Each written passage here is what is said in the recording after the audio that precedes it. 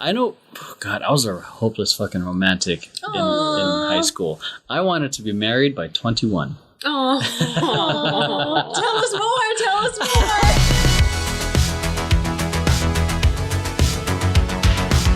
What's going on, everyone? Welcome to another episode of Throwing Tantrums. It may be you might be seeing this in another 6 months. 6 months may have passed because we have a lot of content. I hope you guys are enjoying it, and whenever this is, hopefully we've done a lot of also Temper Tantrum verses. Today we're going to be talking about a couple things.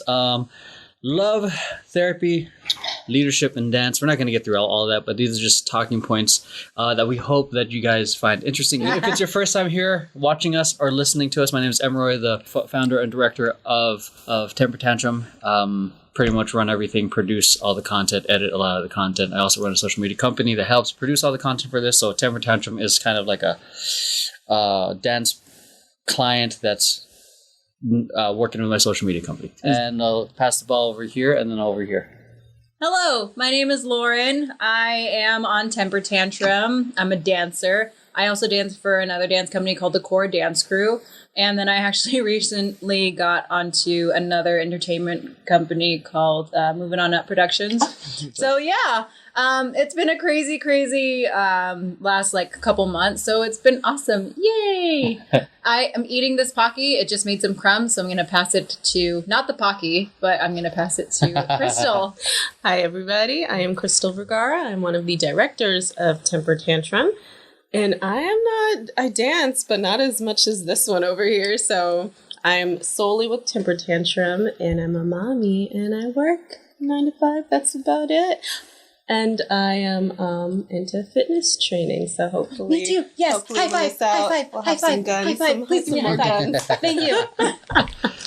All right, so it's a little bit about us. So anyways, let's go right into it. So the first topic we got here is love and relationships. The reason I wanted to bring this stuff up is because we recently had, at the time of this recording, Vision Paradox had its own version of this podcast. Oh, yeah. Same topics and whatnot, and it went through love and relationships, and then to actual relationship advice and the idea of couples counseling, or those kind of things, like the fun cutesy stuff, into the actual deep adult relationships. Oh yeah, maintaining it.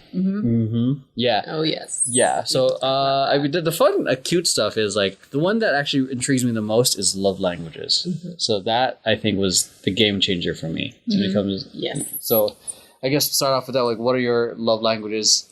I guess to start kick it off, my primary love language is acts of service. So it's specifically in the dialect of "do not get in my way," because there's acts of service where it's nice for you to do things for me, but sometimes you doing things for me means you're doing it wrong. So I'd much rather do it myself and you not be a distraction. So don't end that. My second love language would be it's quality time, but doing things. It kind of complements the whole acts of service. I like to spend quality time and do stuff. Hence, this is one of the reasons I do so many activities with everyone and also film it, because we can document it and then go back to it later on in life. Content! Yeah. I'll do mine. How I like to receive my love is through words of affirmation. Piece of shit. Thank you. Take that personally. I have to receive constant positive communication through my relationships in order to feel good and rooted and, settled and connected with a partner. And that's just with friends, family, everybody. It's words of affirmation. And how I show my love is acts of service. And gift giving, which some of us may know. But if there's, I'll bring things to events. I'm the one That's true, yeah. Yeah. You're the mama of the group. Snack mama! Yes, if you're sick. One friend got injured. He hurt his back the other day at work, and I immediately Amazon Primed an electrical, it shoots electrodes in your back, and a back stretcher, and a back brace with the cooler. And oh damn, you got it was a recovery kit. It was a big Clinic recovery. Krystle. But this is how I show love. It's me saying, hey, I care about you and your health, and I want you to get better. So things like that. But I understand that this isn't how people may want to receive love. So there are some people who are all do acts of service, and they're like, "Why are you cleaning my room? Get out of my house." Your active service in terms of getting the snacks, actually, that's one of the things I actually appreciate, because when me and Brandon are just straight directing, I'm super focused on what we're trying to shoot that day. Sometimes I keep in mind of oh shit, the dancers need to get sustenance, and then you doing that helps out. Like, oh yes, they're taken care of. Mm-hmm. Now do it again. Yes, and it comes from general care. Like I'll see dancers getting exerted or looking like they're about to faint, and I'm just like, oh my gosh, I care about you, so I want you to be okay, and this is how I can help. I care enough for them to do it again. But you good? Okay, well I need you to do another run because that was bad. But it's good to know your love language, how you like to show it, and express how you like to show it with someone. But then to also understand how your person likes to receive it. So. Yeah. Oh, yeah. Because I'm amazed that you haven't lost your mind with us with the amount of insults we just throw. Oh my god. I know it's all love.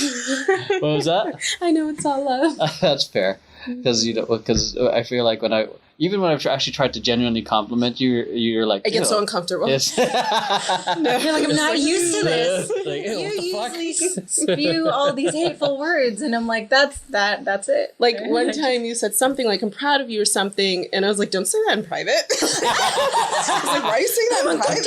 You have to say that. You have to say it in front of everyone else so they can see the acknowledgement. But there was one time when we were actually having a real conversation. I kind of gave you acknowledgements, and you and then you said you were about to cry or something like that. This was about dealing with Don't remind me. When I was actually.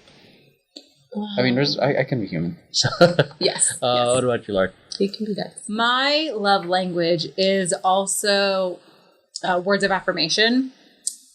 Oh, look what I'm surrounded with today. Words of affirmation. Say nice things. But I think, it's like saying nice things. Honestly, if someone texts me like, you're doing great, sweetie, I'll just be like... That makes sense why you kept cheering Victoria on during... Yes. Yeah. I also am dubbed like the best hype woman, because I'll just be like, if you're doing choreo or you're or playing basketball, I'm like, you can do it, I believe in you, and hey, it works, it does work. And we're like, wow. Actually, Victoria actually told me that. She's like, dang, you're like the best hype one. I comment literally on all of her videos. I'm like, dang, hot stuff, you're so great. Oh my God, I love you. And she's like, oh, thank you. And I'm like, hey. So that is how, but it's also, it is a two-way street, because as much as I know friends can be sarcastic in their words or stuff like that, I know intellectually that they're they may be joking, but I feel something totally different. And yes, I realize that. And I think that's also why in some relationships, I can get really attached to what people say. But if someone doesn't deliver on that end of their words, then that I'll feel the need to believe what they say, but in my head, and I'm like, I don't think I should. So it's this giant conflict. Are you talking about specifically about keeping a promise, or is it? I think I can get really attached to some things that people might say, and I'll be like, well, okay, you told me one thing, and here it is, we are a few months later, you're acting different. You haven't told me anything different, and I'm asking you, yo, what's going on? And you don't want to tell me what's actually up. And that's when you have to do a check-in. Yeah. Check-in for example, they say that they're attracted to you, but then they start acting differently, but they haven't said anything else? Yeah. Okay, cool. Yes, cool. Exactly that. So I realize that words are very important to me, and especially I actually maintain a lot of relationships through social media and texting and calling. So that is my receiving love language. I also, my two other ones, it's a hard tie, I think, between quality time. We had a conversation about that. Oh yeah. And physical touch. Yes, physical touch. Yes. Is that your second love language? Yes. Yes. Hug me. Hold me. Hold me. Oh, you were the straight jacket. I love you. What's your second? My second is quality time. Okay. So yeah, with people who I really care about, I like the cuddling, like with Max or with Jordan. I love like holding, but it's not like something I go to. It's just like cool. But with friends, it's not something I do. I don't know. Yeah, because I feel like platonic cuddling doesn't exactly exist. I think for some people it can. Me personally, I've never had a platonic relationship that I am really okay with, like with physical touch. Like I can hug friends, like I'll hug you like till the end. But like in terms of, I don't know. I think in my head when I was younger, if I would let people, like I was short, so like people would like put their arm on me or like friends, you know what I mean? Yeah. And then I was like, you're touching me, and I never said yes. So like I took it as you think you're above me, but like don't think you're better than me. a little bit, yes. Like it's in here. I'm like, I know that they don't think that, but I'm not like, if I let them do that, then I feel like they'll think about me in a certain way, and I'm like, I don't want you, like, no, like I'm like putting up this entire aura where you have to get consent before anything happens. You know what I mean? Yes. Yeah. My daughter's like that, actually. Trying to find out children's love languages is interesting. But I feel like they're very obvious. I don't know. Jordan's obvious. Like, well, one. Just to go bounce off your story real quick, and we'll talk about bounce off kids' love languages. When my friends did that, put their arms around me, I felt weird, but also like special, because oh my god, no, my parents and all that stuff, they never really hugged me in that like cuddly kind of stuff. So I guess in that paternal sense, like I'm giving him like all the love and whatnot, especially with the people I care about. It's also like knowing that Max's primary love language is physical touch, and you can imagine how tough that is in a long distance relationship. Damn, you guys are troopers. So, it was interesting. I never initiated it because I never, like, to friends, because one, I thought that was only appropriate in relationship aspect, and two, it was never something I never got in regards to like my parents, so I never sought out for it. It was always just from my parents, just like doing, just like help out or do good in school. Yeah, and it's to bounce off with that, like about Jordan's love language. His is, well, for him, I think his two primary love languages is physical touch, words of affirmation. He has a tendency to like. Did you see that? Are you proud of me? He goes that kind of stuff, and to me, in my head, I just say that, okay, that's what he's looking for.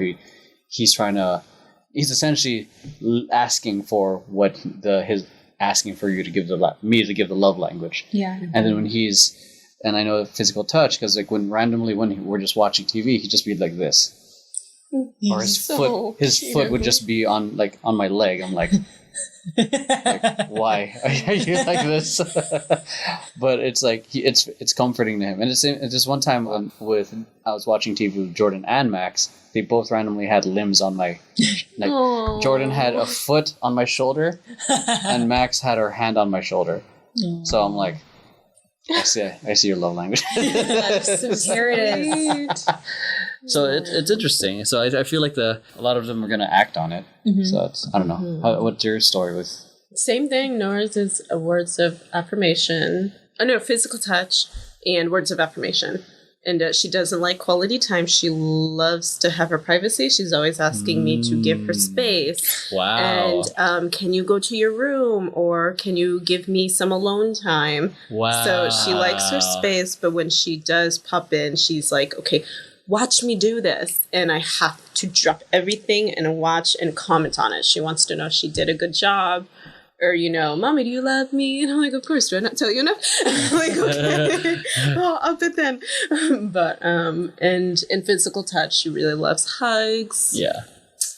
I mean, especially at this age right now, they all love physical physical touch or hugs. Not that much though, actually. Now she's getting into the stage where she has her first crushes, and she does not want us anywhere near her. She doesn't want her dad holding her hand or near her, and then me, she's just like, ugh. Oh my god. Jordan just acts cool when he's in front of his friends. He's like, hey buddy, and then he's like, you're like you're in elementary school, you little bitch. Fuck you then. Walk away. Oh my god. Imagine I start cussing. Yes. No, that would be like CPS gets involved. The principal's like, all the teachers are just standing there like, oh, sorry. You're like, oh, yeah, this is right, my parent. oh my god. All right, what about your like? Let's going into like the whole like your first relationship and then your most recent relationship. Oh god, Jesus. Kind of like high school and adults. I know. Oh god, I was a hopeless fucking romantic in high school. I wanted to be married by 21. Oh, Tell us more. that was the goal. Like, and then one of the reasons, just to add to the whole married aspect, trying to have the traditional like life. I wasn't good with kids. I was shy, so I went on a missionary trip to take care of kids at an orphanage to like get these skills. And I was like, I need to become a good dad. And this was like at the age of 15 or 16. It was so fun. that's sweet. My first girlfriend was around 16? I think 16. Or 14. Shit, I don't even know. How old are you in... Middle school? No, this is high school. Middle school. Shit, I don't even remember. But yeah, I don't know how... she saw me perform at her school or somewhere at church. Oh no. And I was friends with... relationships. I was friends with her best friend. And then notes started getting passed, like the old school crazy origami. Yes, I would do that. From my school to her school. She went to a Catholic school. So they would pass notes. Dang. Wow. It's like her best friend would be our messenger and we'd just pass it, and then eventually it's so sweet. It's stupid. No, I'm just kidding. No, that stuff works. That stuff works. If you're watching this and you're younger, or if you are our age, that stuff still works. Yes. Yeah, something about like an actual handwritten letter and the effort. Oh my gosh. In there. Yeah. So yeah, that we eventually got together, but broke up. I feel like we got together my sophomore year, broke up like probably less than a year in. Yeah, we're still good friends. So I'm friends with all my exes. Yeah, so. Yeah, same. I'm not. You're like, burn that picture. Not intentionally. Yeah, but I was a needy little punk though, dude. On a date with them, or like we were out on an outing, and then she was just hanging out with her friends, and I'm like, oh, she doesn't love me anymore. No. That's when you need your words of affirmation. Yeah, the reassurance. Yeah. But the thing is, like, I didn't know what that was. Like, I didn't know, like, you know. Understand. Yeah, and then we're just a bitch. Yeah, it was so bad. I would have all these internal situations in my head that aren't real, and then by the time I'm done, she'd be like, "What the fuck happened?" You've got a whole story going. Yeah. Oh no! I argued with you for 20 minutes in my head. Were you not there? Gosh. Excuse me. So that was something I had to work on for a very long time. Yes, and it's still a work in progress. Imagine if I had that same mindset now, but like with Max. And then, Oh no! Not work. I'd be like so needy. Like, who are you with? What's his name? Huh? You like this picture? Oh no! Yeah. Oh, yikes. Yeah. What about you guys? Your first. My first boyfriend was actually in like 6th grade. It didn't really mean anything. Actually, and then there was a boyfriend that I had. I don't remember exactly what happened. There was like miscommunication. I asked him something and he answered in a way where if he answered the question that I actually asked, then it would have been like, oh, that's not a good answer to say. I asked him, what am I to you? He thought I said, what did I do to you? So he said nothing. Yeah. Yeah. Miscommunication at its finest. For like a second. Yeah, so then I backhanded him.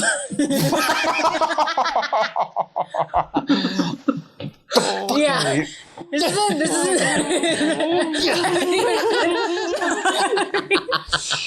is in like 7th grade. Oh my god. Damn.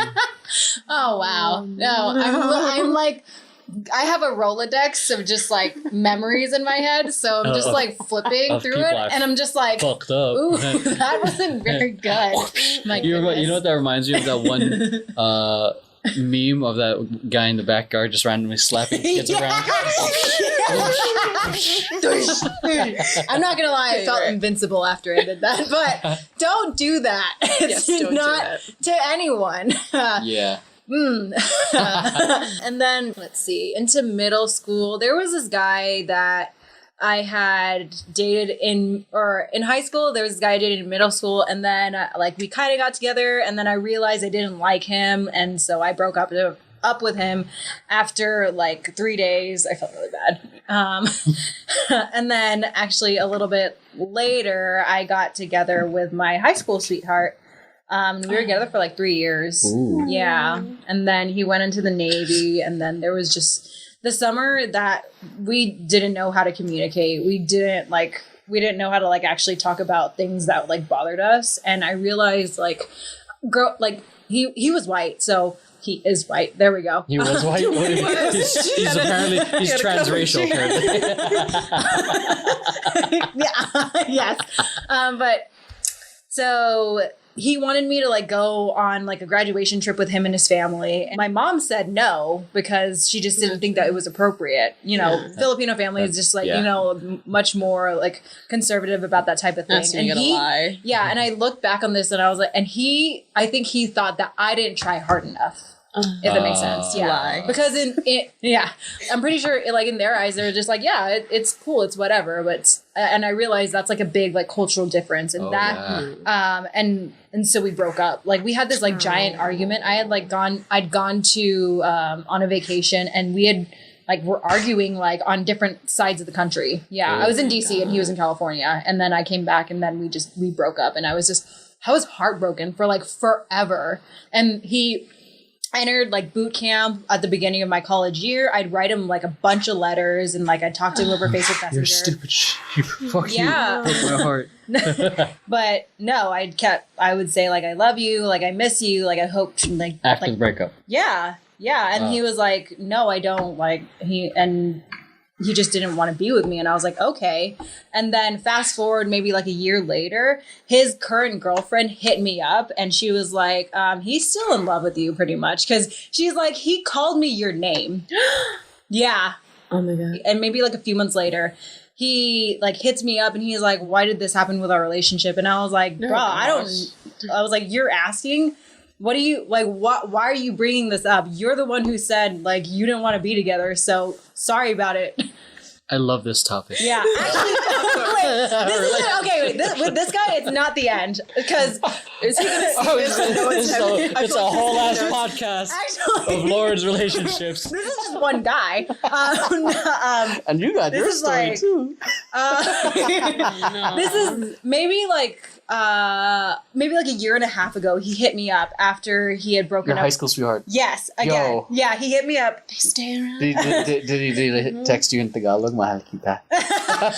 I miss you, sweetheart. No, but he did say, he was like, hey, like, how are you doing? I was like, oh, I'm good. Like, how are you? And he's like, oh, I just like broke up with my girlfriend. And I was like, of course. Well, I hope you're good. But I was like, I think you should talk to friends. Like, and I'm not one. Yeah. You know, like, okay. You know what I mean? What you like, said to him. Yeah. Okay, so I was like, cool. I think you should connect and talk with people you're actually close with, and not someone you haven't had contact with for 7 years. Trying to feel that. You know what I mean? And I was like, I hope you do better. I hope you are good. Like, okay, it wasn't that awkward Saying because it's through text message. like, but do better. But genuinely, I was like, I don't think it's appropriate for you to hit me up because what am I gonna do? We are strangers, and at this point, at this point, and it's not malicious, but I'm like, I think you need to be with people who can actually help you. They want you to fill a void. Yeah, and I'm like, I don't know who I've been to you and your perspective for you to hit me up, but in my eyes, I was like, it doesn't make sense. She said, "I'm not the one." I'm not the one. Oh no, like, don't. Sorry about it. But on that topic, we'll end it. Krystle, you go. I should just do one-on-one interviews with everyone, just sharing their love. Like future love interests, we could just give them this one and be like, "Watch this." Yeah, this is your homework assignment. Even then, like say, like 40-year-old versions of ourselves are going to be different from now. Even a 20-year-old version. When I was 20, I was like an arrogant little fucking prick.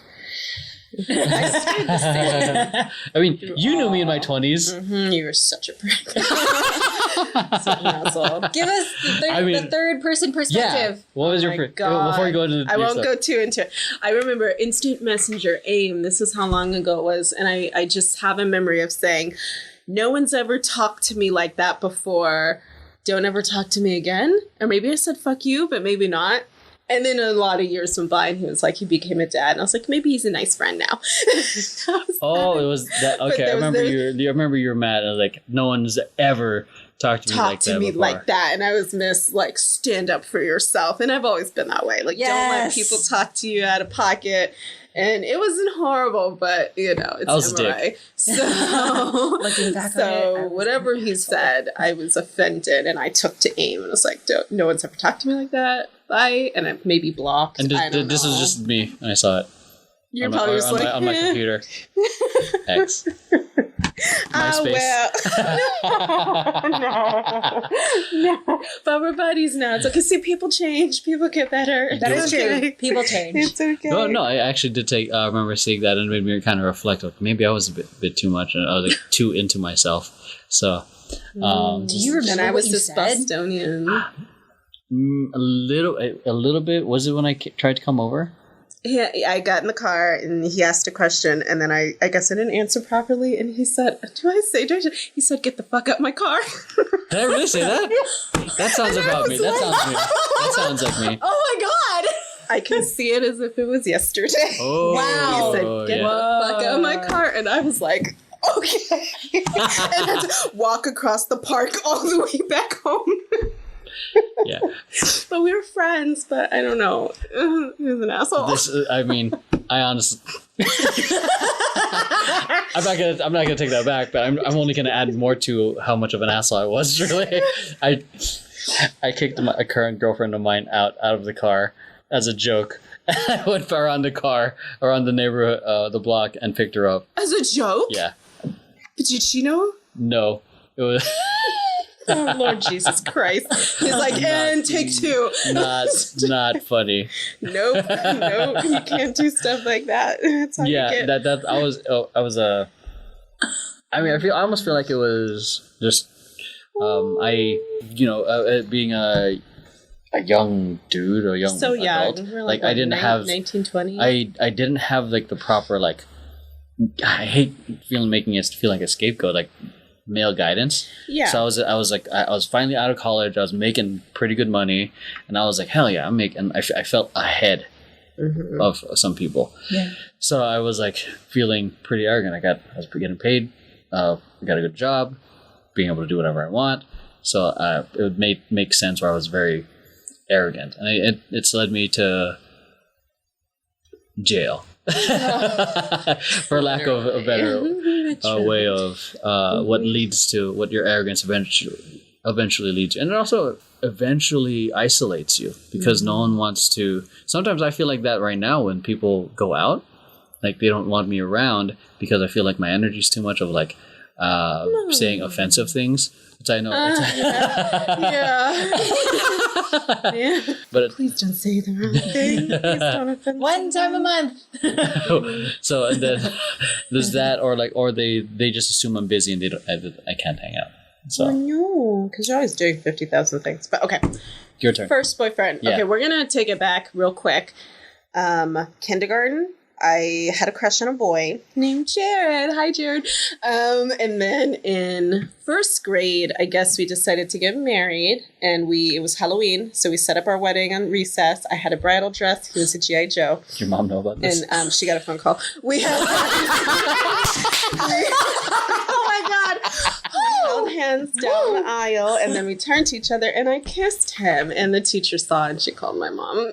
So I got in trouble for kissing a boy, but he kissed me too. We were getting married. Like, this is what Did you they do. call his parents too?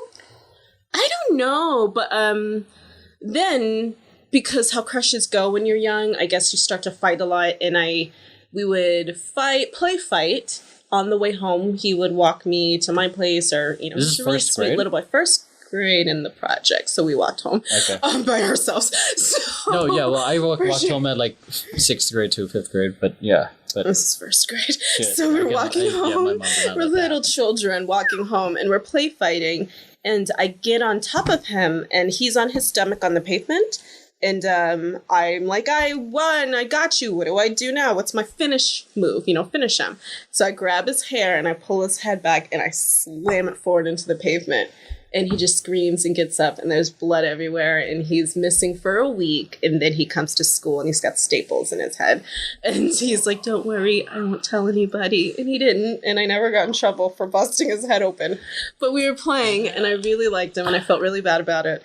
And then I grew up, and I moved to out the projects, a nice town. And then my first official boyfriend was in 7th grade. And that was like one where we went to movies and held hands at school and kissed in the stairwell. Like, we won't name drop that one. But I found Jared on Facebook as an adult, maybe like 2 years ago, and he's still got the blaring scars for him. Wow. I'm so sorry. But relationships, good. Like you were with one all your years in high school, but for me in high school, I was by season. In New England, it's, you date by season. You have winter, summer. So basically before winter and you're snowed in, you have to find someone to shack up with. Not really because you're young, but you need to find someone to just be on the phone with or get snowed in with if you're allowed before winter hits. And then you're tired of each other because you've literally been stuck together all winter. And then by summer you break up and you get a summer boyfriend. That's fun. And then you look for someone more stable again for the next winter. In the winter, everyone's so geared up. You can't see if someone's attractive or anything. Like, you have to meet someone. Damn, girl, I love your winter. North Face jacket. Wow. Show me your North Face jacket Is real this quick. like a thing on the East Coast? Can we ask, like, if I were to ask Sean, for like, sure. is seasonal relationships a thing? Yes. Like, Yes. Wow. okay. Yes. All my years of high school, I had a summer boyfriend, a winter boyfriend, a summer boyfriend, a winter boyfriend. And they all the knew way. this was the end was coming. We wouldn't talk done. about it, but it would happen, and then like clockwork, that one would want to fight the next one, the next school year, and They would fight each other? Yes, and there's been some fights. I'm the winter boyfriend. Winter's coming. Winter's coming.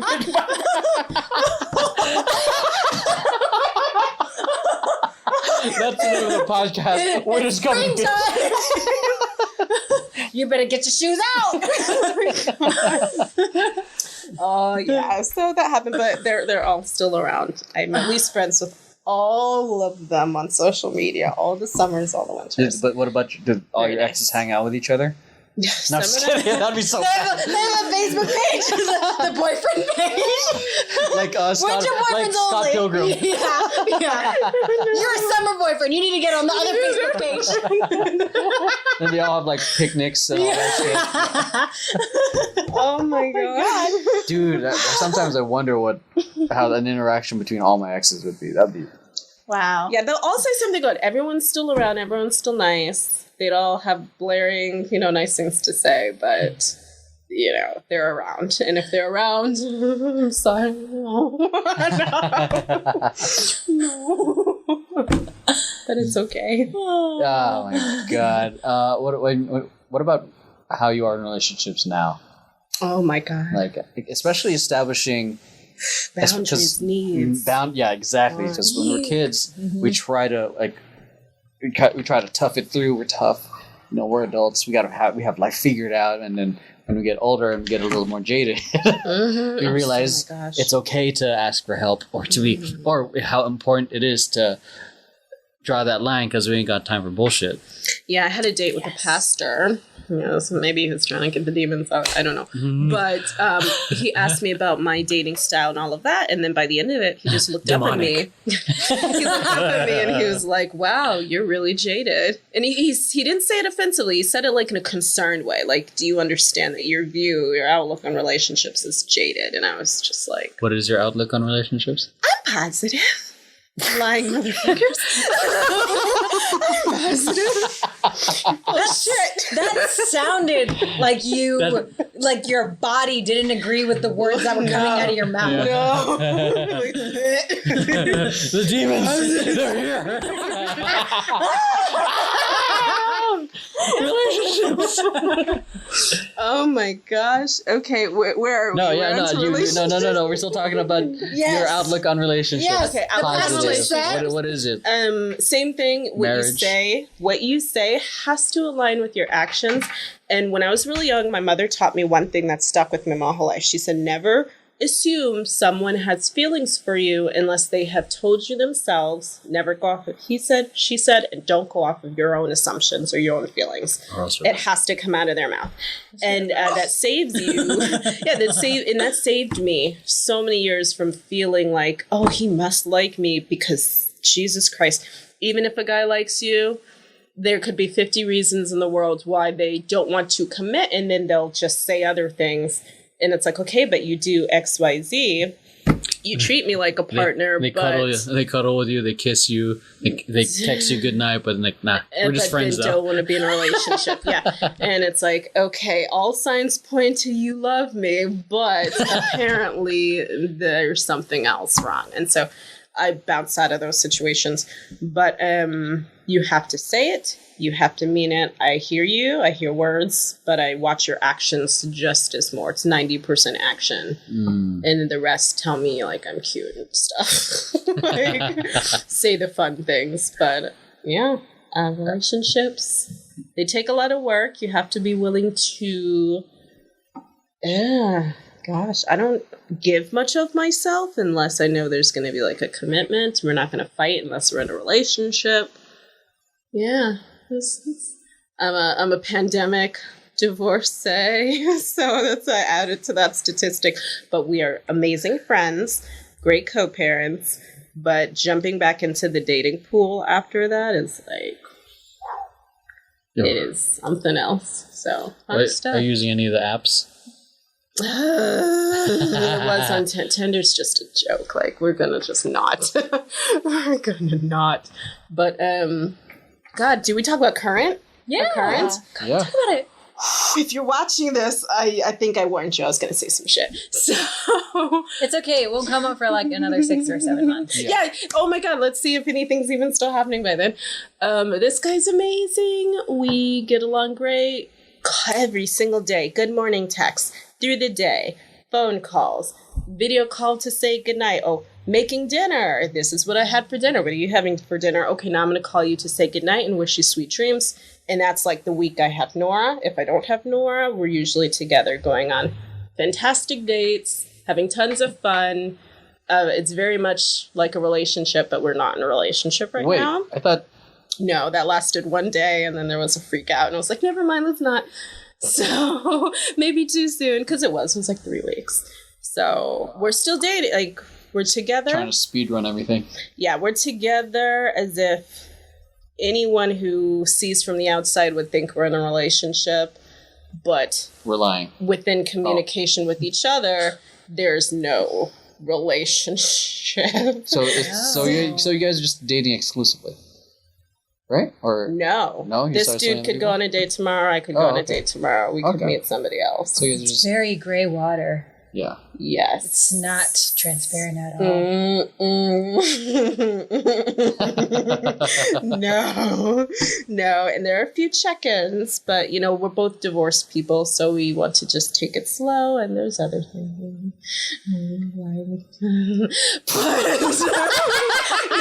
No. Just the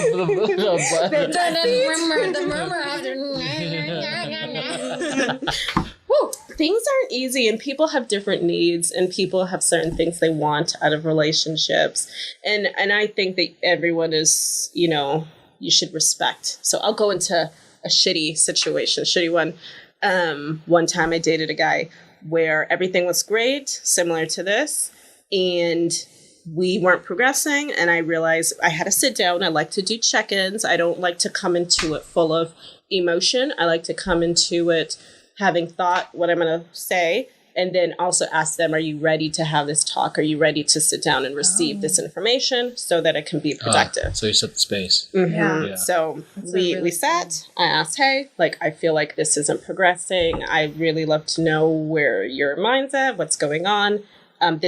Can you clarify a few things for me? And then I list what I've been assuming, building up in my head with intrusive thoughts. and then he clarifies, and I come to find out everything's great, except I weigh too much. And that's why he doesn't want to commit to something more, because I'm not as fit as all his other girlfriends have been. Yikes. And and I mean, for him, he is a very fit person. So, what's his name? We're not going to go into that. He's a very fit person, so it's understandable. I respect that. I respect that he lives a very healthy lifestyle, and he wants that out of his partner. It wasn't that I'm not a healthy person. I just wasn't. There was an image he had in mind that you Yes, and he literally said, it's frustrating for me because I wish you looked the way I wanted you to look, and if you did, I'd marry you tomorrow. And so, oh God, the look on your face, honey. Oh no! But yeah, the camera caught it.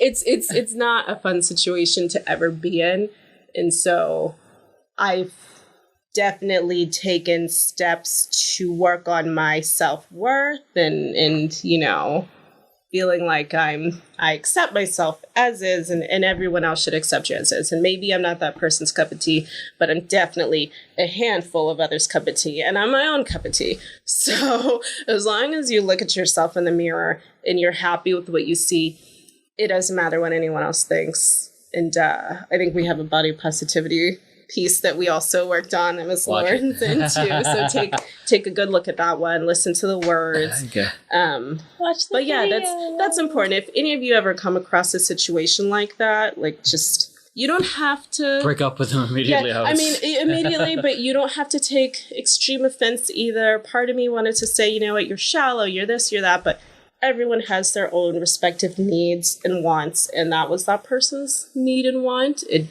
Unfortunately, the personality of mine wasn't enough, but usually in situations like this, people come back anyway, and they regret it, and they come back crying. And did he come back? Everyone. Is he trying to come back? Everyone. I've got guys who were kind of like this 15 years ago that are still around, that are still DMing as of 2 weeks ago, from 15 years ago. So, if as long as you work on yourself, and you're happy with yourself, and you treat people with the kindness and respect that you want to be treated with, the right person will come along. That's true. Yeah. Jesus Christ. Relationships, so much bullshit.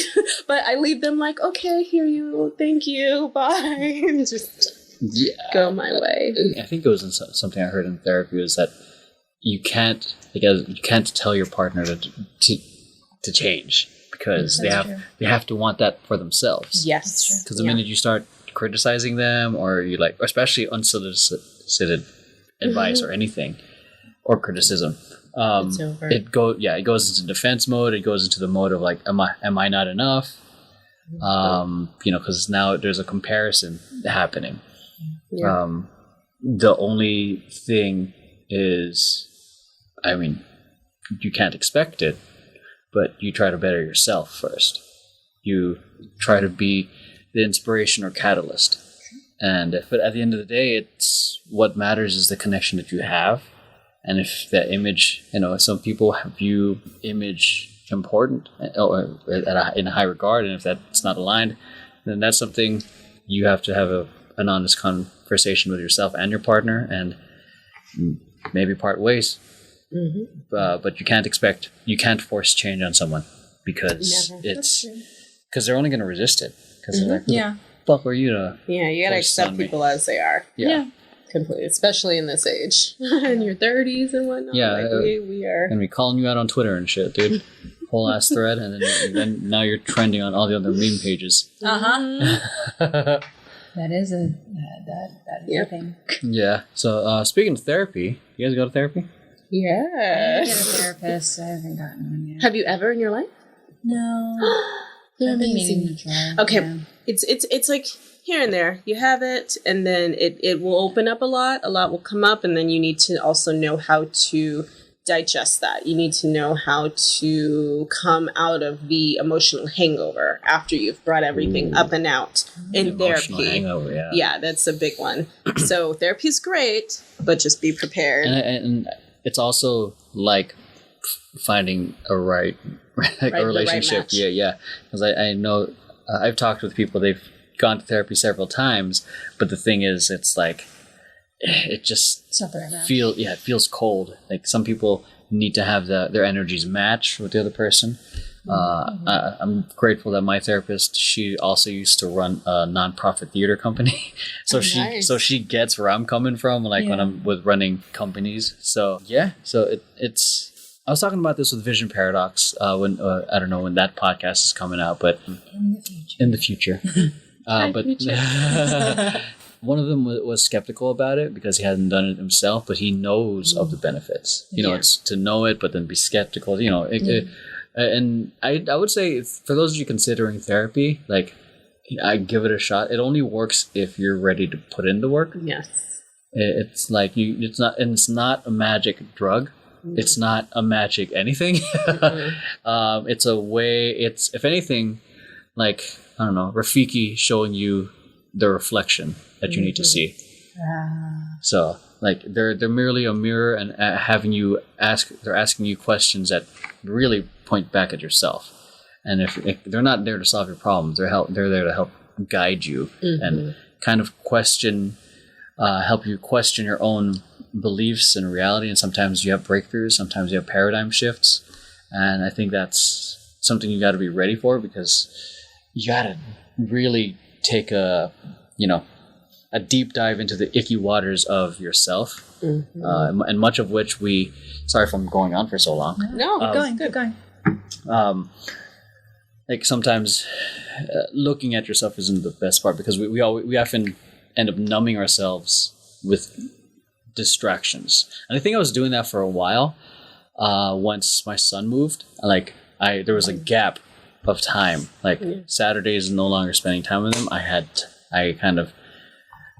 think it's been my coping. I think since college, breakup. There's a gap. I throw myself into work, and then I didn't let myself process it, but it was festering, and then the loneliness from it kept growing. But then therapy, she didn't fix it, but talking about it helped. And then her being an artist is like, dude, you're an artist. Like, create. Use whatever the emotion is as a energy to create something. I kind of did. So it was a video instead, because there's so many other things right now. I don't have time to do another dance video, to be honest. But yeah, that's my take on it. It's great. So Therapy's good. I've had it since I was very young. I've had so much therapy in my life, to the point where when I found out schools had school therapists, I would just go hang out. I'd spend my lunches and just hang out in the room with our school counselor and just talk. And, once you get used to talking about your feelings and bouncing it off with someone back and forth, it's amazing. And I would not be the woman I am today, as understanding and forgiving and, all of that, if it wasn't for therapy. I be some off the wall. Based off the person. stories you shared. Oh, Yeah. Experiencing unfortunate things at a young age, seeing things, incidents you shouldn't see. Sending your whole cheerleading squad to the hospital. Oh my gosh, college accidents. But yeah, like, you know, there are certain things you go through in life, and if you don't know how to cope with it, it can really spiral, and it can eat away at all your family relationships, work relationships,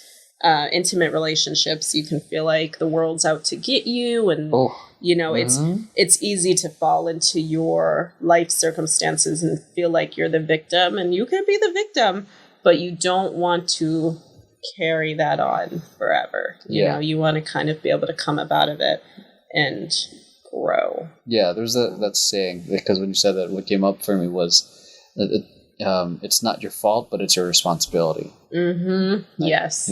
Life happens, man, but, you know, it's not your fault.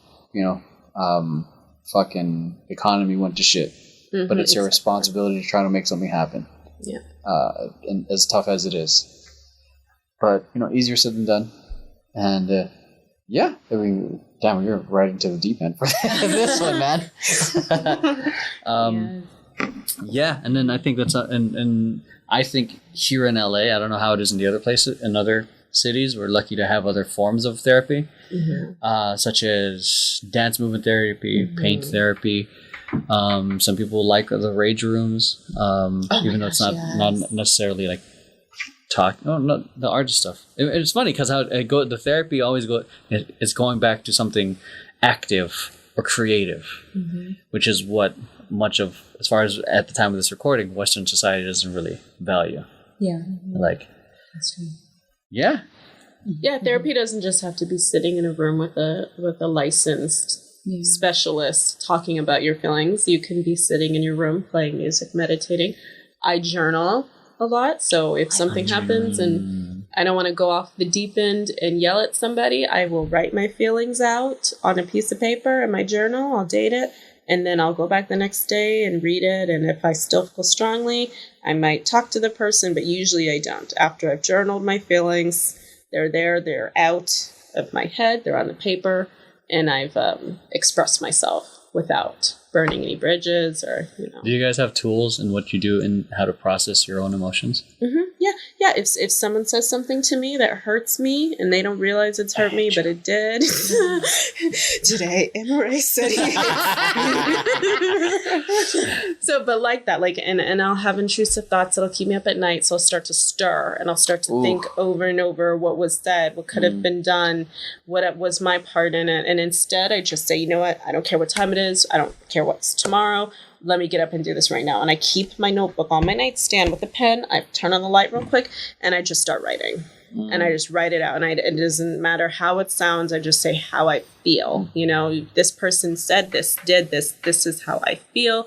I ask my questions. Did they do because of this, that, blah, blah, blah, and get it out and then look at it. And I close the notebook and I put it away. And it's getting it out. It's just, better than letting it like stir in your mind and just, it becomes more in front of you. It almost feels tangible, or like you can see it, and then it really helps. That's a big one. Do you have any? I journal as well. I've been kind of I need to put it back into practice. The past couple of weeks have just been kind of crazy, so journaling definitely does help. I think I have like 3 full. Now I'm on my 4th, but just journaling feelings. Actually, when I was on the plane, I had this conversation with this person, just kept playing in my head. And I was like, okay, I need to like write this out. And I just wrote out this imaginary conversation. And I honestly haven't thought about it since. Yeah, it's amazing. Yeah, it's crazy. It is very therapeutic. It helps me like see that whatever's in my head is actually, it's real, but it also like everything like gets bogged up in there, and you can be it can just be like really tumultuous, and then you're just like playing it over and over, and it bleeds into like your everyday life. It bleeds into how you do things, and then if you don't deal with it up here, like it'll definitely like it'll make me like forgetful. It'll make me like, oh crap, I need to do this. And then it's like this downward spiral of everything just getting affected. So, so that's where I'm at right now. I need to go and journal. It's honestly really, really helpful. It's fun. And then it helps me be creative. It helps me see things, especially when you're like really busy or you have like a 9 to 5 and you're like, I'm just so tired. You know, I just like, just because you have a 9 to 5 and you're like physically tired, that also comes with like emotional stress and emotional buildup as well. And the more that you don't deal with it, it just kind of keeps going and building. So deal with your stuff. But also, in addition to therapy, I do dance a lot. I work out a lot. Yeah. I'm injured right now. So me not being able to really work out has been, it's been rough. Question. Do you guys hang up photos in your home? Yes. Like of loved ones or just pictures on your walls? Because I don't. And apparently that's like for a reason. Like people who don't put up What's pictures. The reason? I think we just have this, it's a bit of like a disconnect, but then it's also the same thing. So, when babies, you do like peekaboo. Yeah. What is it? Object permanence. Object permanence. So you go peekaboo, they really think you're gone. You're like, oh my God, you're there. There's also emotional permanence. And this is when it's someone or something isn't in front of you, you have zero connection to the feeling. So it's very similar to Emeroy. I photograph everything. It's ungodly how many pictures and videos I take. You're one of the few people that people. probably still use Facebook albums. I have so many albums on my phone, in the cloud, on my laptop, on Facebook, everything on Instagram. And I do this because of that. When your people aren't around you, it's hard for you to connect back to that emotion. And so you look at the pictures to remember and to reconnect to that feeling, that experience, all of that. But people like that have that emotional it's not a disconnect, but just, what it is, we don't usually hang up pictures of people. I haven't done it. No, because the main reason I haven't done it is because I don't consider where I'm at right now a home. So that's why I always say come through the studio. I never say come to my house. I never say come to my home. I say come to my studio. Yeah. Something different. It's distancing language. Yeah. So because I know it's not where it's a temporary spot. Because if I get too comfortable with it, that means I'm making it a home. Yes. So that's why I'm like I haven't put it up. But that's kind of a crazy thought too. Because when I do look at Max catches me all this because we FaceTime each other all the time. But when I see old videos that I posted of Jordan, I just start crying. It's like, why do you do this? She's like, why do you do this to yourself?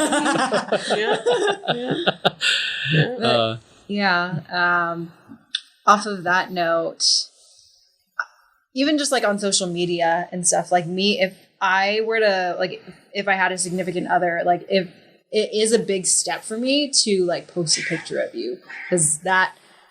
That's such a thing now. That's so crazy, right? Or because it's like, okay, like you are in my life and I'm showing it visibly. You're in my feed now. Yeah. Motherfucker. Yeah. You're welcome. Yeah. Or like if I tell like my parents, or like that's a huge step, because it's like behind closed doors, people don't have to see, like what could be going on. For me,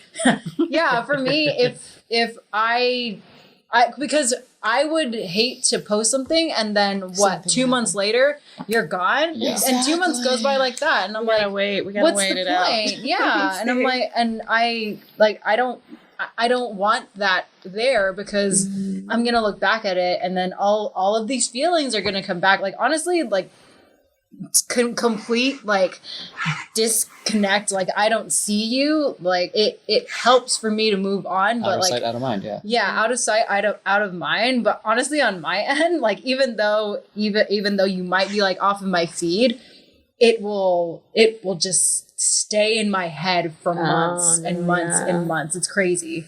Yeah. I can, as long as I don't see a picture. What did Vision say in WandaVision? Oh no, that's so Yeah. Oh, heartbreaking, God. man. Vision, he about says, yeah, what is grief if not love persevering? And That scene, that line, I'm like, oh, Yeah. sitting home right now because I'm sad Jordan was moving. So Yeah. I'm not gonna cry. Yes, we will. This will be the one. The emotional episode. Lord. Yeah. The only person who I actually have up in my room in a picture is my mom. And she's sitting like a boss in front of the Taj Mahal. Yeah, like mine is a little box thing that we got from Student Picture Day of Jordan and him and his little other outfits. It's just him, and then on my desk is a picture of me and Max. So like those are the only two things on my desk. My friend had drawn me and this other guy like as characters that we were cosplaying. And like after like all this drama happened between us, I couldn't look at it. It's sitting in my drawer, just like face down. Isn't it so crazy how we anchor our emotions to the things like around us? Yeah, it's crazy. It is. It's weird. In reality, it's just a piece of paper with a drawing. Yeah. The emotional the connection. Yeah, the history behind it, the Humanity memories that is it so brings crazy. back. You're just like, I can't look at it, and I don't like it's a beautiful. It's Rio drew it, and it's a beautiful piece of art. It was given to me as a gift. He commissioned it from her as a gift, and I'm like, I can't. I can't. Sucks. That's why it sits in a drawer. That's like because I can't give it up. But I also like I'm not gonna like destroy it. That's like it's weird. Sounds like that's something you should talk about in therapy. Oh yeah. Okay. I need to go to therapy. You might need High a new five. favorite object. Therapy 5. Leadership. We three have been in positions of leadership. Everyone else that didn't make it, they're all useless. That's why they're not here today. No, I'm just kidding. Oh, you know who you are because you were tagged in the email. I'm just kidding. No. Okay. What do you guys think makes a good leader? Because I've been in situations where I defer when people have asked me like, you should do it. Nah. You know how much responsibility that is? Fuck that. and then someone else who's in charge, I'm like, I should have taken charge. This guy's a dumb fuck. I've been in those situations way too many times. Anyways, what do you guys think? Like, or if you guys have been in similar situations. Okay, so I've been in leadership like all my working years, and I'd say having people above me and then a team below me. Oh God, Satan. Active listening is vital. You have to hear your coworkers out, your employees out, your team. Really hear them, understand their not I want to say what they're good at, but their strengths. Yeah. Utilize their strengths. What they're good at. Yeah, don't give them something. Don't set them up to fail, basically. You know, if you're going to hire somebody, make sure they have what you need and give them the support. Hashtag HR Krystle. Yeah, there we go. You got to give them the support that they really need, because I've been thrown into tons of jobs where they're like, okay, we'll train you, we'll do this, we'll do that. We don't want to set you up to fail. And then they throw me in and disappear, and I've completely been set up to fail. Yes. and then you have to fight and rise to the occasion and, you know, earn that cookie regardless. Oh God, But it's stressful. that corporate bullshit. Hey, if we hit this month's milestone, we'll feed everyone to ice cream. Look at your ice cream. Yeah. What do you want us to Postmates? Assuming that everyone just fucking like in elementary school. Yeah, but listening, really playing off your people's strengths, which involves actually paying attention to them, because there's so many leaders who don't pay attention to their team, don't communicate properly with them. Things slip through the cracks. Not everyone's aware of what's going on, and so that's one of the things I like when, especially with in the group chats and when we bring some things up, is you bring the questions that I'm often overlooking. Mm-hmm. So that's one of the things I appreciate about it, because like, oh yeah, I didn't think about that. Fucking bitch, you right though. Okay, so almost all the time in my relationships, guys I date, that's one thing they always say. But you're right, Krystle. You're right. Dang. I fucking know. Own it. So good. So good. And then she also is a great mediator when Brandon and I are seeing things differently. Okay, fellas, so why don't we Oh yeah. sit down? Let's just sit down, take a breather. Who wants a bagel? Who wants a bagel? Who wants a Let's bagel? go. How about ice cream, guys? And we're all sitting in front of Baskin Robbins. Bagel bites. Well, yeah, I mean that's the thing too, in leadership, especially when you're working with a whole bunch of other leaders who are you, and also it gets even more complicated when it's your friends because there's a boundary that sometimes gets blurred. Yeah. And thankfully, like with the current board, we know that boundary very well because there's been moments where we disagree. Period. Wow. Is there a specific time you know? There's that we know.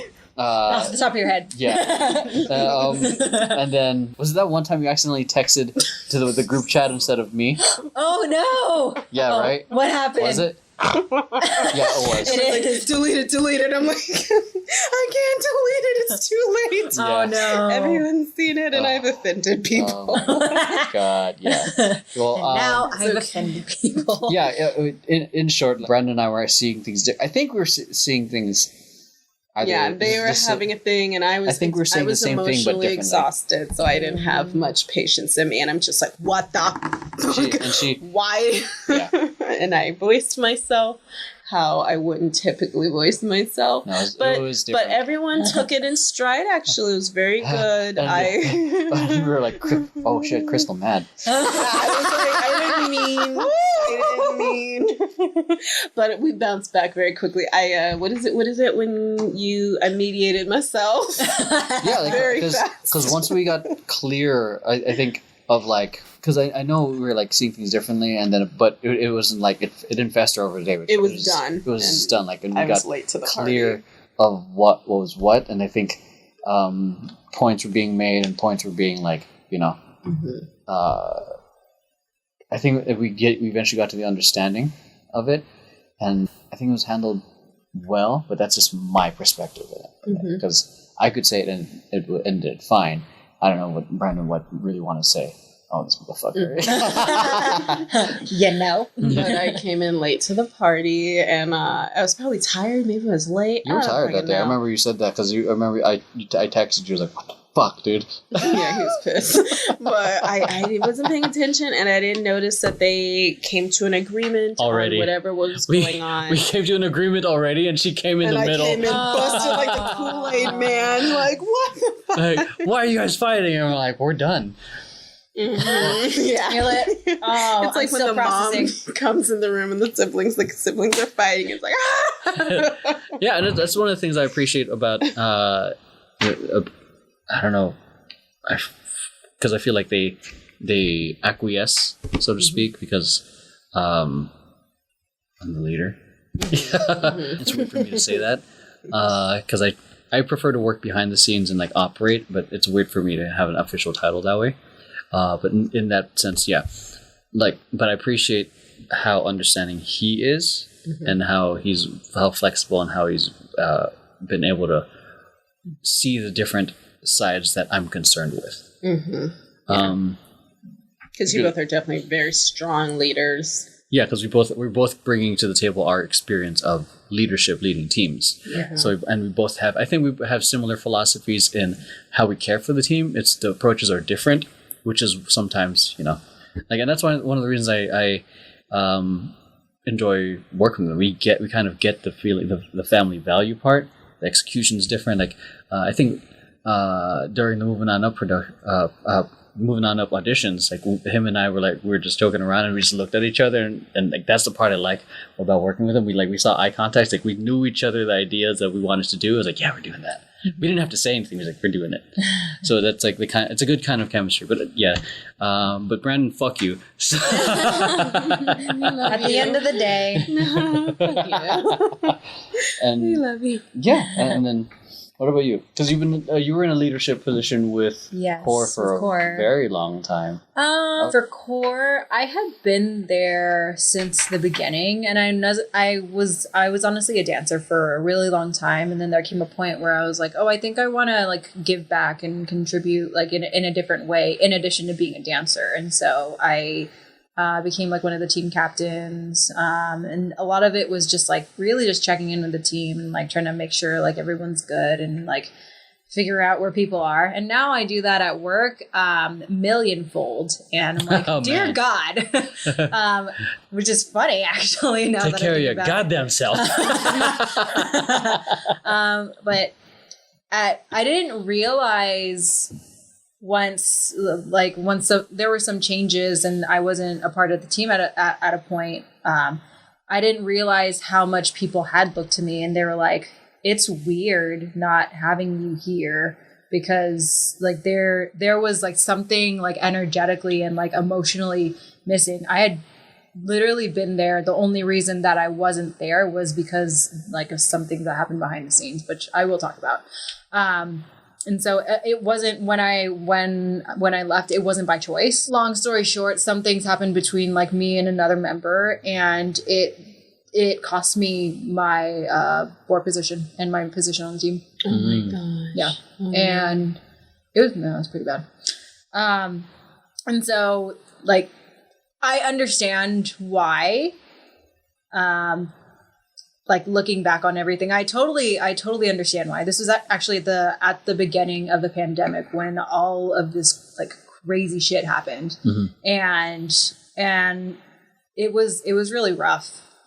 Just having that happen and then going into quarantine, and then like I had talked to the other board members about it, and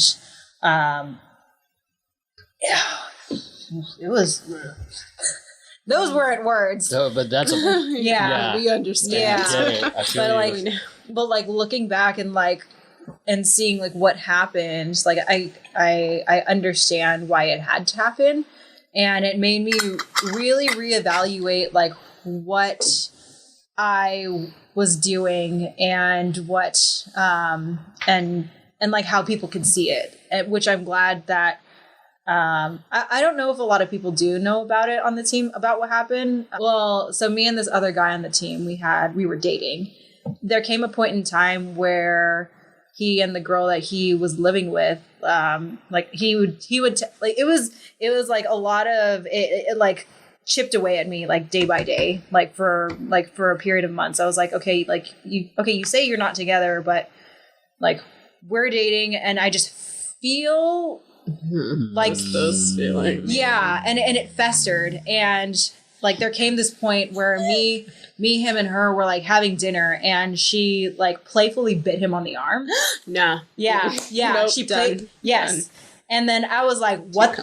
Like I was on my phone, and I was like, I just saw that. We're not gonna pretend that didn't happen. What is going on? And he didn't say anything. That's the thing. I asked him, like, I like texted him, and then like he and her went outside to like fight. He still wouldn't say anything. I had asked him about it like 3 times, and he didn't say anything. Ooh. And then she was like, "Why are you mad? Like, what's going on?" And I was like, "Him and I are like dating. What's going on between you two?" And she said that they were still dating. Yeah, and he didn't say anything. Yikes. Jesus fucking Christ. He had some balls to have both of you guys at the table. This is the beginning of the night. Basically, I'm sitting outside of their house because they, like, he and my other friends were all moving in together. And I call her because I was like, okay, like what's happening? And then she tells me all of that. I was like, I'm sitting outside of his house right now. I'm going to go inside and I'm going to call him out. So do you want to come? And she's like, yeah. That body language right there is like, looks like you're about to beat his ass. We'll go into that in just a second. Oh, so no. Okay. So let's remember, she backhanded somebody. Yeah. 7th grade, guys. 7th grade. She was ready for that.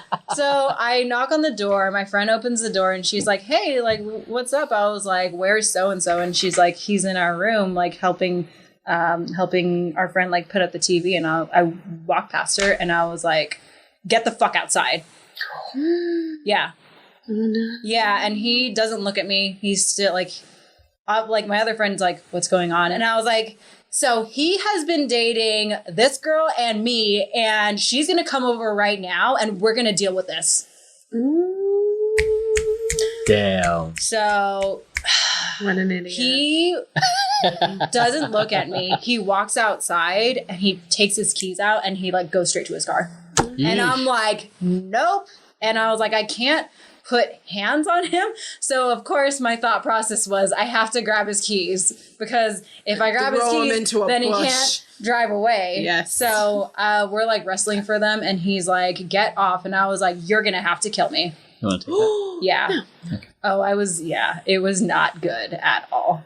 So he like rips them from my hand, and I had like skin hanging off of my fingers. Ooh. I'm not kidding. And so I'm like, adrenaline's just pumping and I see red. And so he's tall. So I jumped on him, but I'm also like, he's really strong too. So he could have probably like slammed my head into the floor and cracked my skull. Thankfully he didn't. Literally my friends come outside and they pull me off of him.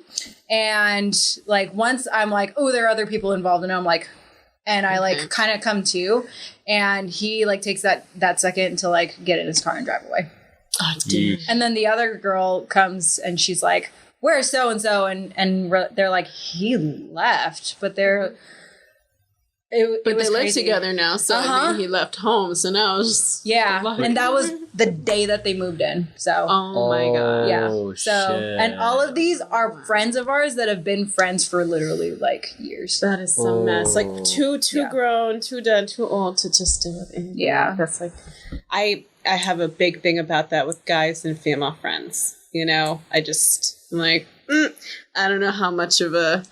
I don't necessarily believe in female. Look on his face. I don't believe in opposite sex, like best friends. Yes, friends, like we're buddies. We do, but we don't talk like every day. I'm not calling up Emeroy or any other guy. You know, if something happens, I believe that too. They're Honestly, not the first ones I go to. If someone's calling you every day, like one of you have feelings. Like not both. I understand that, but one of you does because. Or it's your mom, or your dad, or like some kind of family member. That familial love. Yeah. But if it's not that, and it's opposite sex, and you're both into the same gender, then somebody has some feeling, and it's always been true. I've always told the guy, multiple men in my life. So this person is talking to you every day. Do you? And I flat out asked, have you ever had feelings for this person? And I ask very honestly, and they answer honestly. And then I say, has this person ever had feelings for you? And they usually will say no, or I'll dig a little more. And it's like, okay, somebody's harnessing something or holding a torch. And as long as you understand that and you're not going to hurt their feelings or anything like that, like fine. But if it doesn't feel right, I'm out. I don't wait to find out. I'm just gonna go. Like, you can have that friendship. Bye. Like, enjoy it. But usually you can tell. You just know. And I've had that where the best friend, oh, my best friend, we're best friends. Well, and then they had sex. I don't have any best friends. So I don't consider it. So that's like, yeah. Well, it didn't.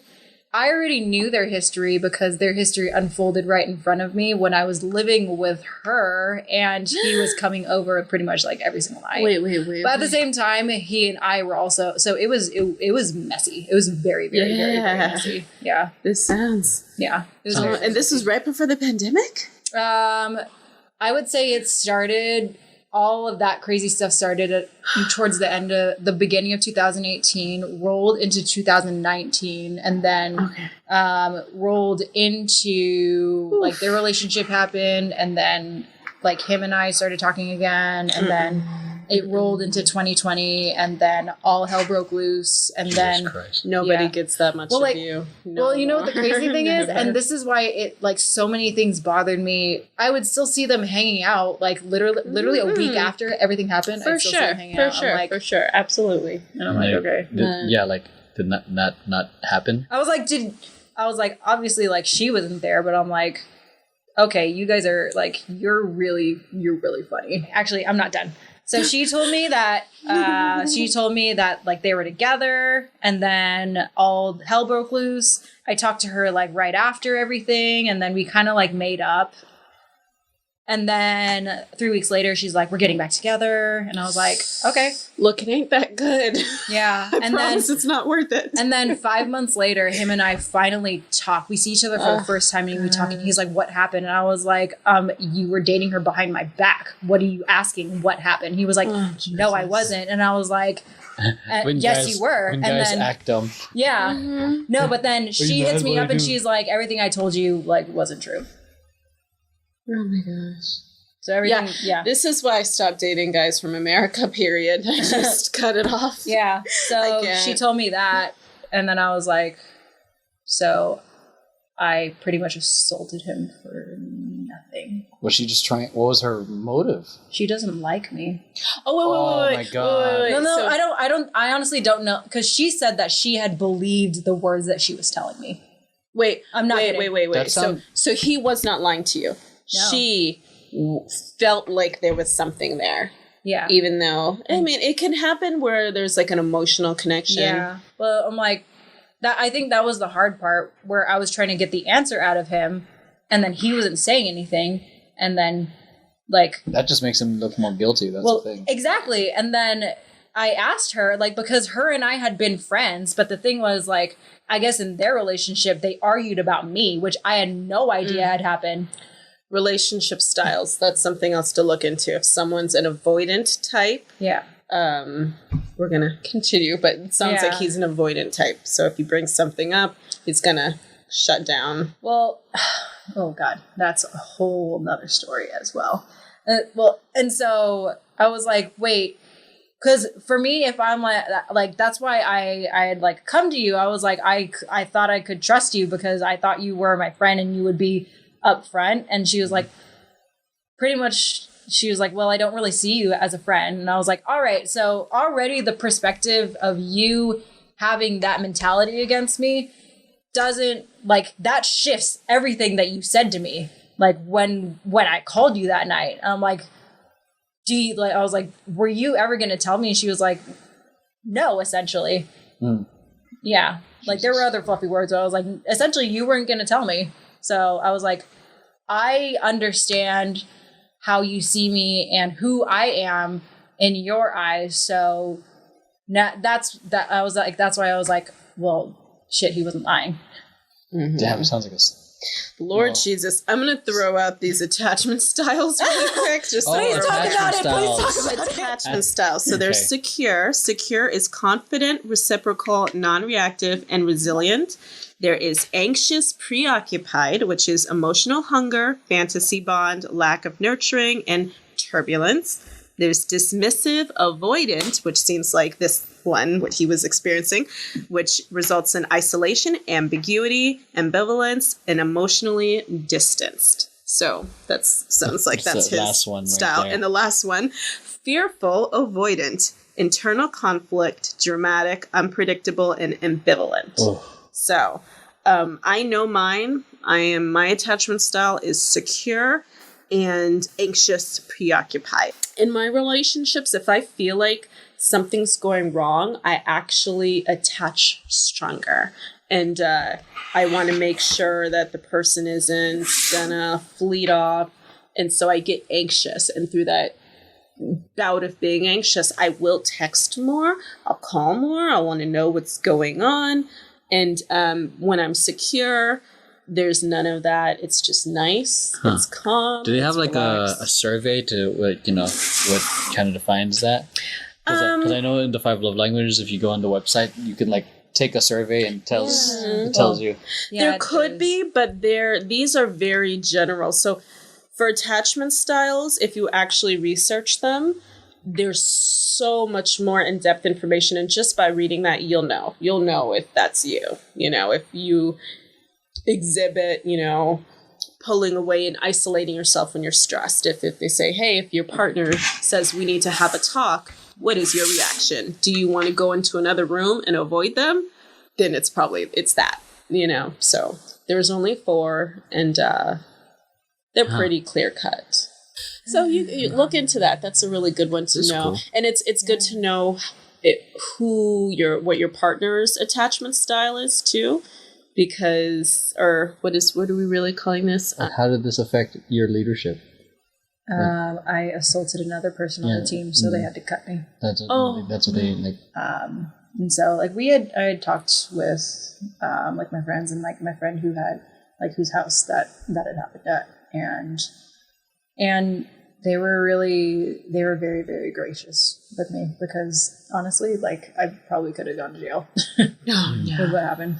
Yeah, maybe. So, I mean, they asked me to come back. They asked me to do more projects. Now they asked me to be a principal dancer. Nice. They asked me to be on board again. Nice. There you go. Yeah, that's right. Yeah.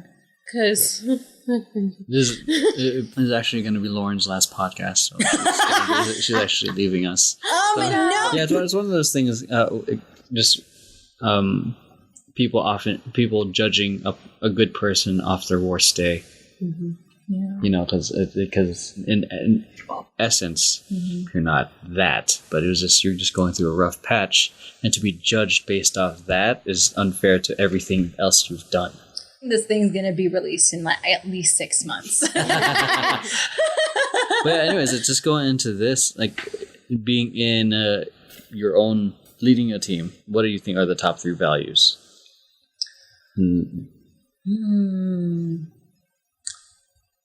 I really followed leaders who led by example. Yeah, because how I firmly believe how you do anything is how you do everything. And yeah, and so like, someone could say something nice, or they could, but if there's like the accountability on the end of it, if that's not happening, then I'm like, other leader. and it's not going to be, it's never malicious. You know what I mean? You'll vibe with it. And then once you start, which I don't think is bad, because people make mistakes and people will falter here and there. And I think you should have a lot of grace with everyone, honestly. But that is one strong point, lead by example. And that actually goes into my second point. I have a lot of respect for leaders who do have a lot of grace and who understand that we are all human and we are just doing our best, because something can happen and you can like get berated or criticized, and then something can happen, and then the person you're looking up to really takes the time to understand what's going on and see how they can be of service and of help to you, so that you can stand on your own. You know what I mean? So those are 2 qualities. I can't think of a third. Please go. Oh gosh. I mean, it's just feeding off what you just said, having empathy, and also very connected to what I was saying earlier, being a manager, paying attention to the strengths of your team members. So in dance, same thing. You want to notice what your members want out of their dance career. Do they want to, be on Broadway one day? Do they want to strengthen their classic skills or any other type of dance? What are they best at? What do they want to work on? You don't want to throw them into the wrong thing and set them up to fail. So yeah, I feel like it's really important to pay attention and know your team, not just gain a bunch of members on and then, go through rigorous rehearsals and you barely even know anyone. You don't know what their background is. Get to know the people around you, get to know who's helping you build your company and your brand and what you stand behind, and make sure you're all on the same page and you understand each other. That you have the same mission, that you all have the same outcome. Yeah. Take it away, Emeroy. What is it? Top 3 values. Out of a leader. I think what you guys said already is empathy, which is, I think, empathy. the most. Because a lot of people who are not in a leadership role, who are in a sense just the members, more often than not, they feel unheard. They feel like they're just a number. They feel like they're just to fill a spot. Yes.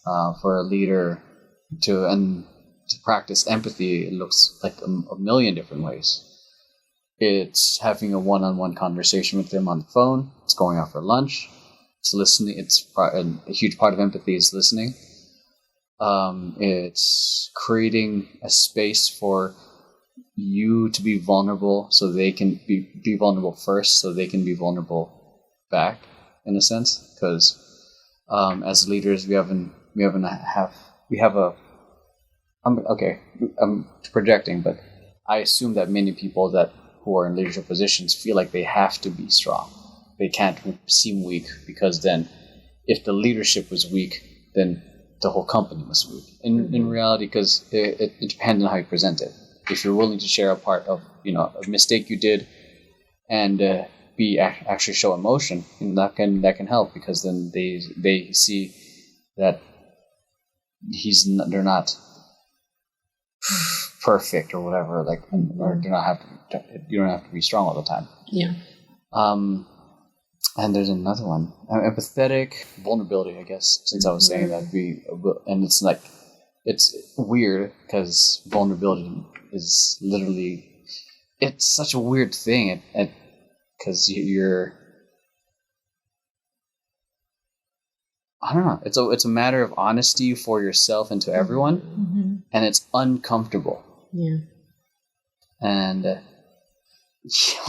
no, and it I offers think, accountability too. Yeah. And I guess in terms of vulnerability, I think there's a certain way that people have to understand how to be vulnerable. Like for me, this took a lot of reflection, because I can talk to people about a lot of things that have happened to me. Like if I haven't just anything, I think there's a certain point where it's like, okay, well, I'm comfortable with that. How can I work on being comfortable, or how can I work on being vulnerable in a way where I'm not going to be regurgitating these same situations? Does that make sense? Yeah.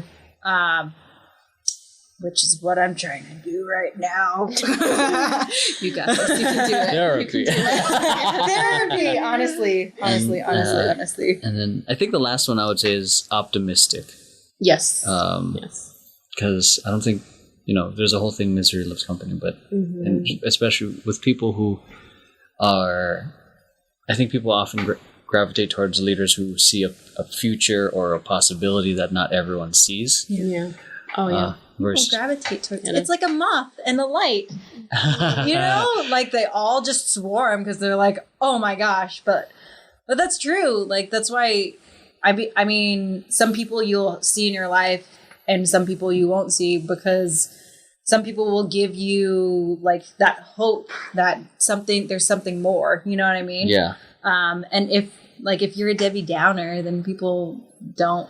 It doesn't matter how real you might, how realistic you might be. Real, yeah, real because, negative.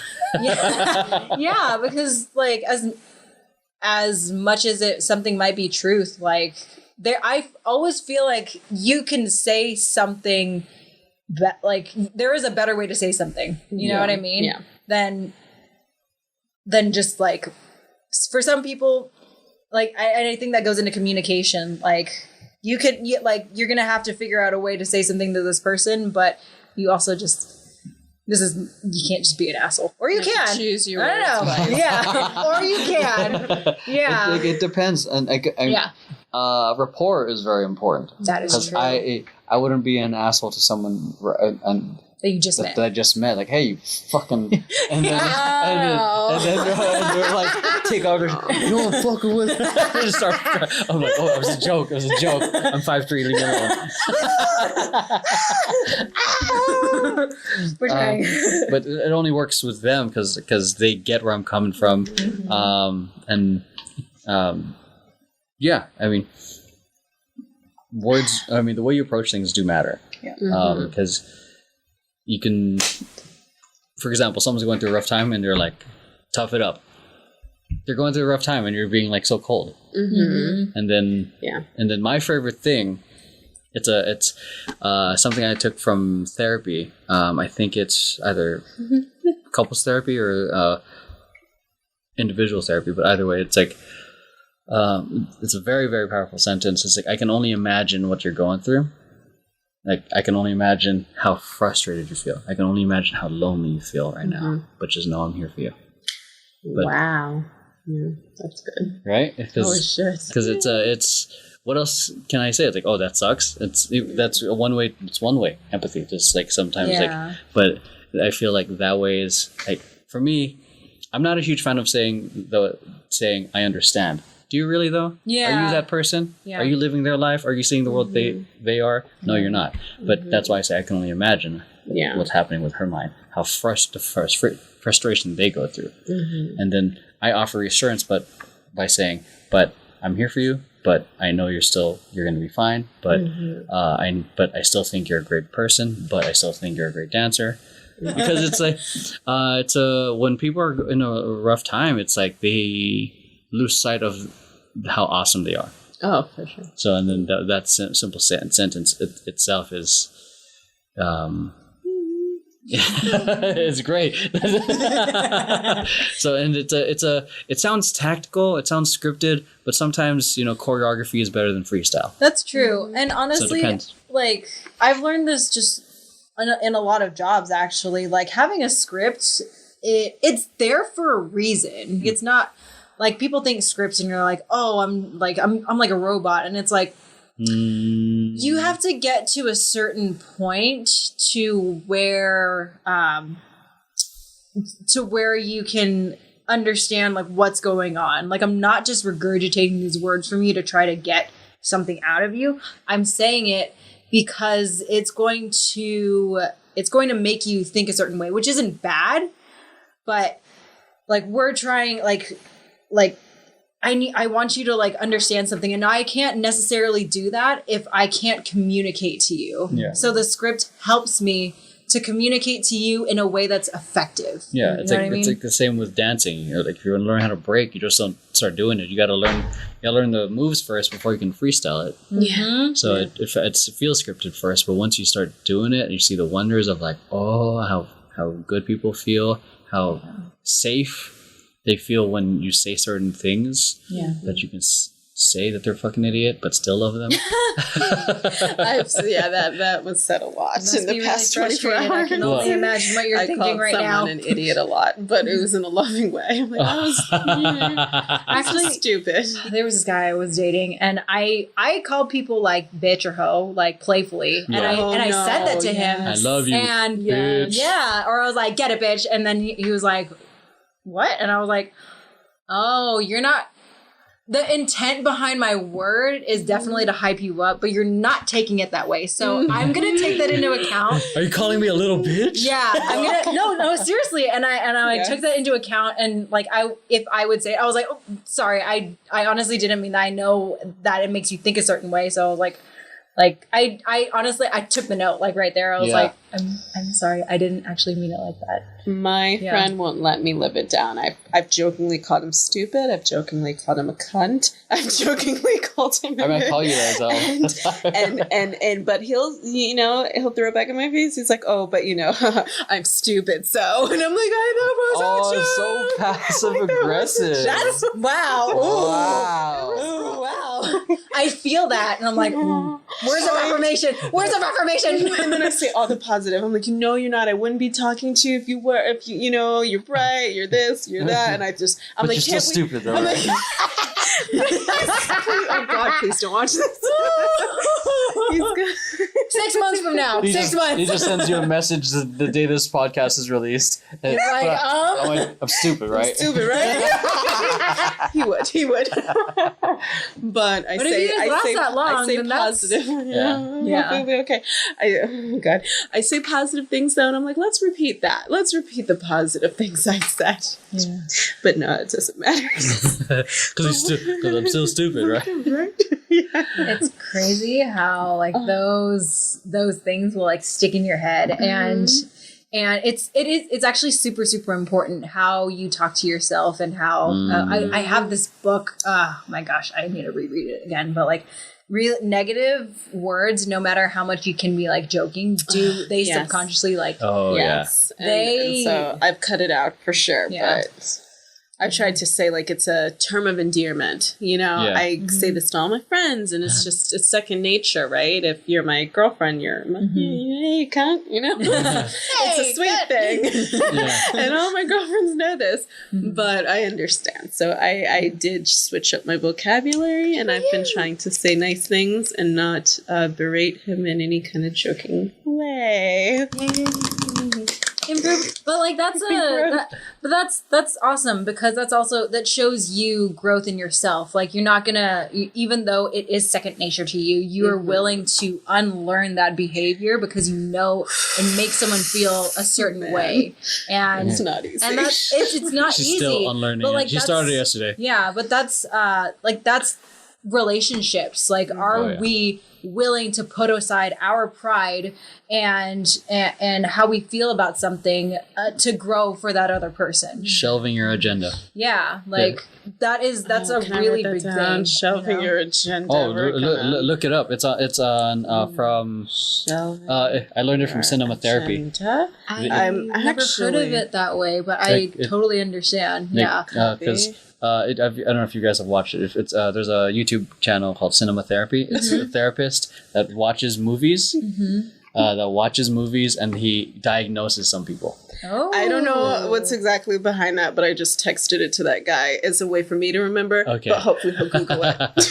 I hope you learned something right now. Because it's exactly what you just said. Because like when it's putting aside, you're like when you go into a situation, you put aside like what you want. Boom, just to listen and be present for them. Yeah.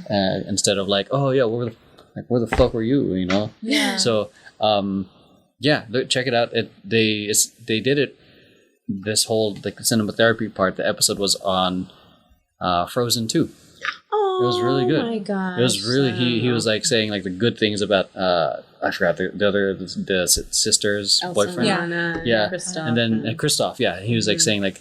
That was the best example for kids about shelving your agenda of like, you know, getting and just being of help right off the bat. So it's great. And he also diagnoses the Joker and like the things. Wow. It's super fun. It's really good. Good. And because in listening to it, I'm like, I'm learning about myself. I'm like, oh my God, this is so good. And they recently did Twilight too. About toxic relationships. Yo, Twilight has been on the like all of my friends have just been like watching Twilight and just like Are they hate watching it? No, I think more so some of them had never seen it and they're watching it now as an adult and they're like like this really did not help me. My God. My therapist recently gave me some sheets, and some of them had to do with toxic or connections and behaviors that aren't necessarily appropriate, things to look out for. And right in her face, I was looking at them and I'm like, but I like this stuff. like love bombing. And like, I like love it. Bombing. That's love like bombing? What's that? That's like some that's some cult shit. We've been love bombed for sure. You guys have. I mean, it's when you just start talking to someone and they love bomb you. They're calling you, texting you, making you feel like you are on a pedestal, you are their world, and they're throwing everything in the kitchen sink, love-wise, at you before they even know your last name. And they fill you up. They fill your cup within the first week. And then, that might just disappear afterwards. And you always have to be wary of people that love bomb because it's like, they like to play house. They like to play relationship. They don't really want to be alone. So they want to hurry up and see how fast they can get you in a situation so they can fill their own cup of feeling like I have a partner, I have a relationship. But they'll do it very fast. Like within a week gosh to 2 weeks. That's crazy. It's going to seem like you guys are headed to marriage and then they're just going to disappear. That is crazy because the things that happen like after that situation, like it's like a textbook. It's like a textbook example situation. Woo! Yeah, that they also use love bombing for cults. Oh yeah, for sure. I believe that. And it makes you feel so good. It's so dangerous. Yeah. Watch out for that. Oh my Yeah, gosh. that's For sure. really, that's very, especially if you're in a vulnerable situation, like whether it's like an individual or a cult, like if you're They know what your weaknesses are, and take they advantage feed of off that. of it. Yeah. Oh yeah. If a guy asks you what your needs are and all of that, and starts delivering on them Never gonna hurt you. immediately, and giving Oh my you all God. these promises. I think that's what you said. I'm never gonna hurt you. That's a red flag. For sure. Big one. Or like you're perfect for me. Like, oh, that's a You don't even know. yeah. me. And I'm like, yo, like we. How do I handle my finances? Can you handle Oh, how I yeah. handle my finances? Am I perfect for you? I want to do your taxes. Ooh, wow. Who's in the theater? All right. Any closing thoughts? Oh You my want to? We're gosh. reaching 2 hours. Yeah, guys, relationships aren't easy. Everything feeds into itself. How you handle relationships to how you handle your career and family, it's all tied. So the more you know about yourself, the more you know about the people around you, it'll all run a lot smoother. So I feel like this podcast made me more aware of how unready for like marriage or like a relationship that I am. Which That's good. Yeah. which is great. It's great, and Just be single forever. I'm just kidding. you know. Oh man, honestly, being single is fun. It's fun. It's like it's very empowering. it's safe. It is safe. it's safe emotionally and like physically, and you're not vulnerable with anyone. But I'm also like I want that. Companionship. I had this talk with my friend the other day, and I was like, even I want that. I want to have a family. I want to like have that special someone, and I want like all of that. I want to have that type of life, and like I understand how I guess far away I am from that right now, or I don't know, maybe not. But I don't know. Yeah. Let's see what happens in 6 months. Let's see where she's at. Yeah. You never know. I know. Have you guys seen that meme? It's of this guy sitting in a car, and then in the mirror it says objects in the mirror are closer than you appear. Yeah. And there's a guy running. It's 2022. It's not even that. It's Mariah Carey's All I Want for Christmas Is You. because Christmas is in like 4 months. So it's Halloween for some right now. Oh my God, yeah. For sure. Yeah. With that, if you guys like this, make sure you hit like, subscribe, share this with friends who you think might enjoy it. Support these two. Follow them in wherever they are on Instagram. I think you guys are probably on Instagram. Don't stalk me. So- Don't stalk me. do all the things, like, subscribe, support us on Patreon. Allows us to create like projects like this, things like Tantrum Tantrum Versus, if you guys are enjoying that. And It's fun. We appreciate all your support, and thank you all those who are current patrons or past patrons. I get people come and go, but yeah, with that, we appreciate you guys for watching. Have an amazing night, day, evening, decade, whenever or wherever you're watching this. Take care. Peace. Bye. Bye.